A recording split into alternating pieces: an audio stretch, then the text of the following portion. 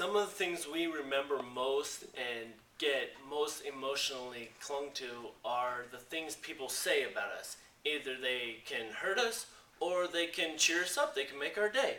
And I played basketball every other week with my boss, and he's just so good at trash talking. He can just talk a good game.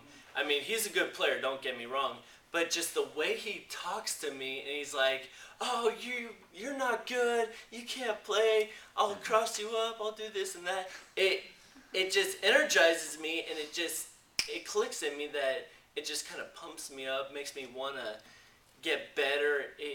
There's just something about words people say that just kind of it triggers something in your life.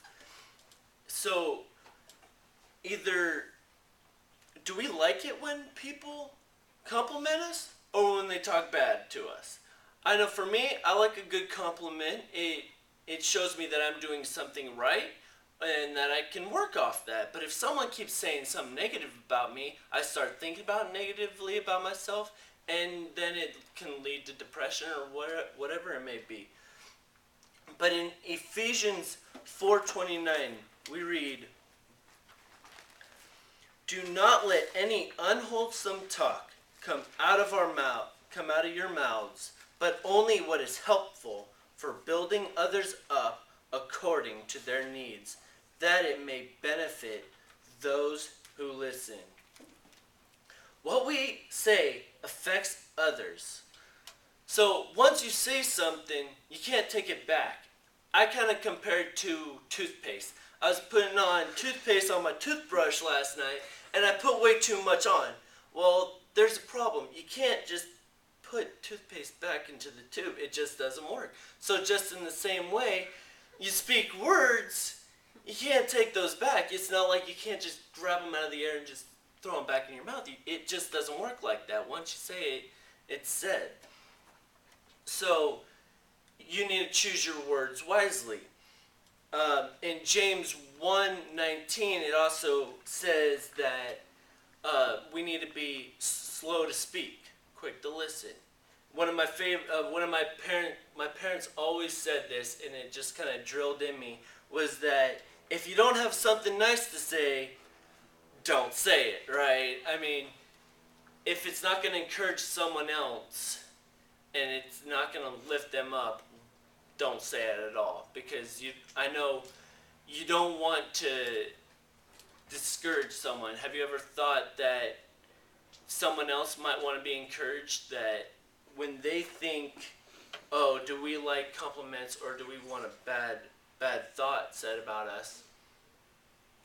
Do we ever think about how someone else might feel about the words you've chosen? Do you want to be encouraged? So, we want to also back up our words with our actions. I had a baseball coach back in the day that he seemed to be a pretty nice guy, and he told us baseball kids to, the ump is right, ump's always right. Well, one game he kind of went off on the ump and he said some choice words and he got kicked out. Why did he get kicked out? Because no one likes to be yelled at. The ump was right, and so my coach got kicked out of the game. So, third, Christ has called us to love one another. How are we loving one another when we are talking bad about them? When we choose poor words and we're not saying nice things about them? How are we showing them love? How are we giving our lives? And so instead, we should encourage, love, direct, and care for others with our words. And it's not always easy, but we are to love our brothers and sisters. Christ knew what to say, and even at times, he knew when to be silent.